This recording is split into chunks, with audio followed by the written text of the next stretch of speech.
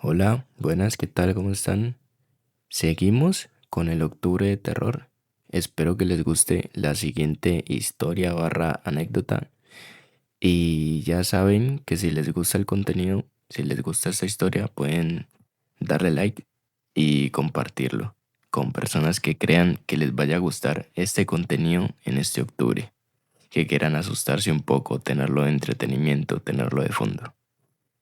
Así que nada, pasemos con la historia. Hola, no suelo contar esto porque todavía me cuesta creer que haya pasado, pero hace unos años viví algo que me marcó tanto que todavía sueño con eso algunas noches. Si te interesa compartirlo en tu canal, adelante. Solo te pido que no digas mi apellido. Puedes llamarme Laura. Todo comenzó hace casi 10 años. Yo estaba estudiando comunicación audiovisual y con dos amigos, Mario y Carla, queríamos hacer un pequeño documental sobre leyendas locales para la universidad. Elegimos un pueblo de Maryland porque habíamos leído historias sobre una vieja bruja que, según decían, habitaba los bosques cercanos. Pensamos que sería divertido, algo diferente, una excusa para acampar y grabar. El primer día fue todo normal. Entrevistamos a algunas personas del pueblo.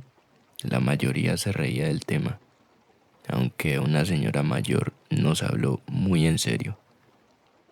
No se metan tan profundo, hay cosas que prefieren estar solas aquí.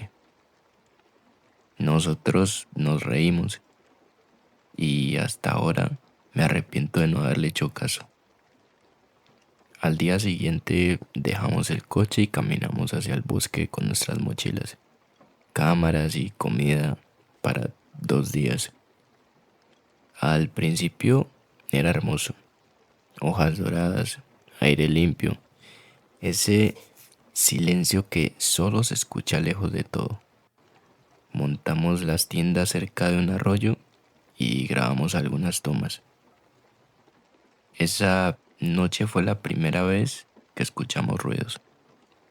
No eran animales, parecían pasos lentos alrededor de la carpa. Mario salió con la linterna, pero no vio nada. Intentamos dormir, aunque el sonido seguía apareciendo más lejos, más cerca, como si alguien nos estuviera vigilando.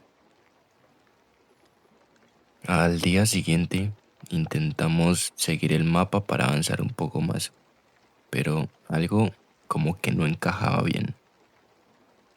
Caminamos durante horas y terminábamos en los mismos lugares. Había un tronco caído enorme. Lo pasamos al menos 3 veces por distintas rutas. Carla empezó a decir que el bosque nos estaba jugando una broma. Yo me reí nerviosa, pero en el fondo empecé a sentirme observada y también empezaba a escalar el miedo por mi cuerpo. Así pasó el día.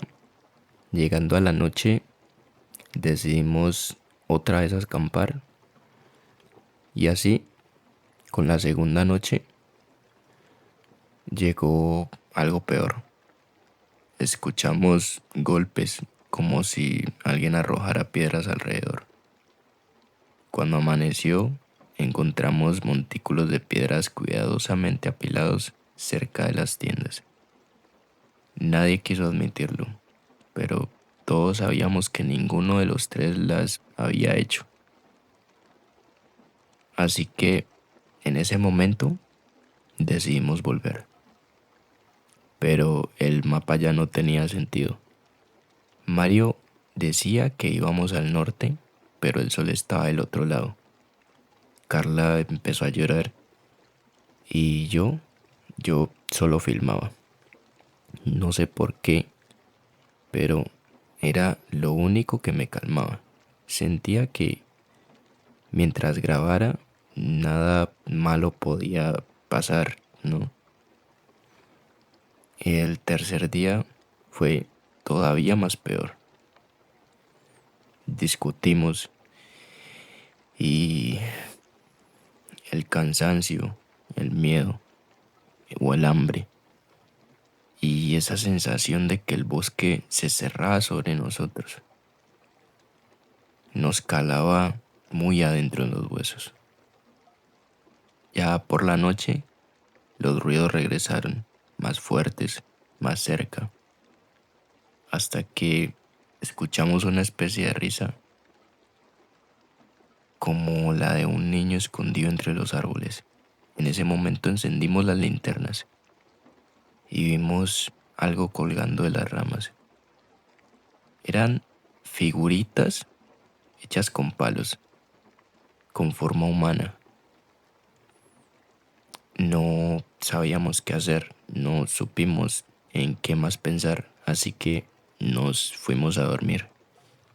Y claro, ustedes ahora dirán, ¿quién duerme cuando están pasando sucesos de ese tipo?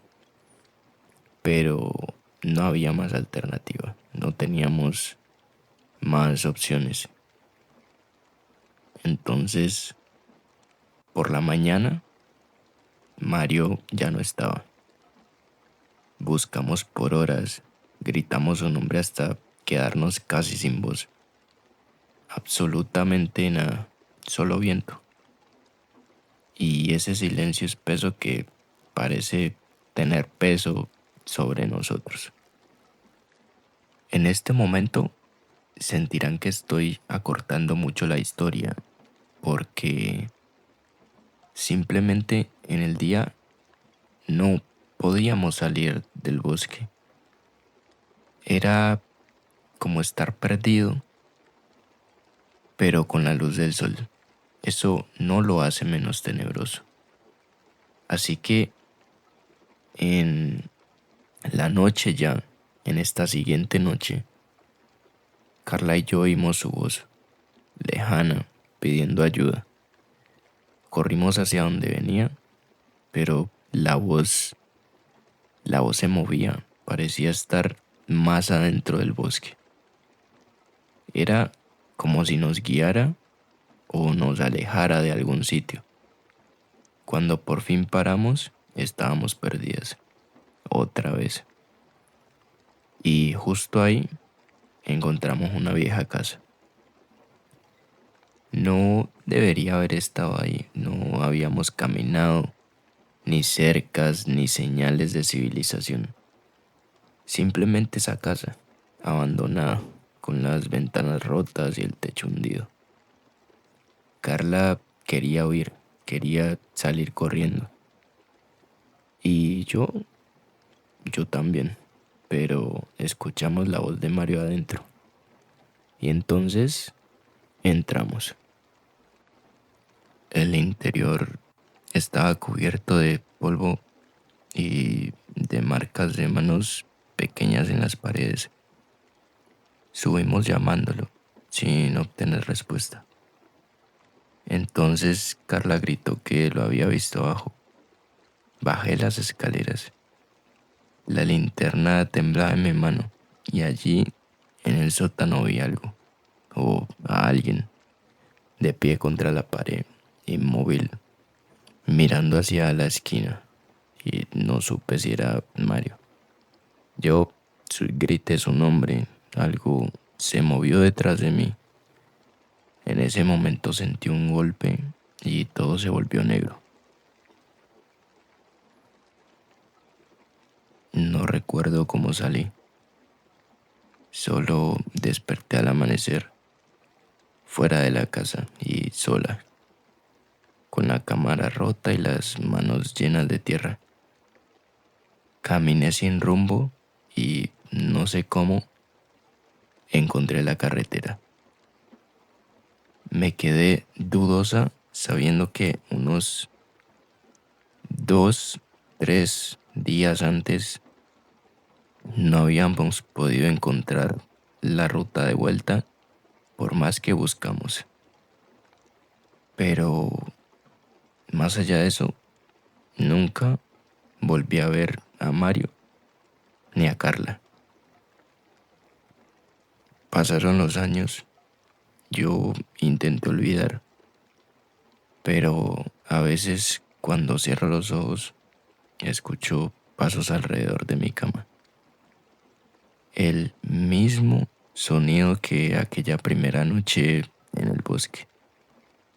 Y a veces también creo oír una especie de voz lejana, muy bajita, que no sé qué es lo que murmura, pero me aterra a día de hoy. Yo sinceramente no sé si alguien vaya a creerme, pero yo sé lo que vi, sé lo que no vi y sé que algo sigue ahí, esperando quizás que alguien más se atreva a entrar y hacerlo su próxima víctima, si se podría decir de alguna manera. Y muchísimas gracias por compartir mi relato.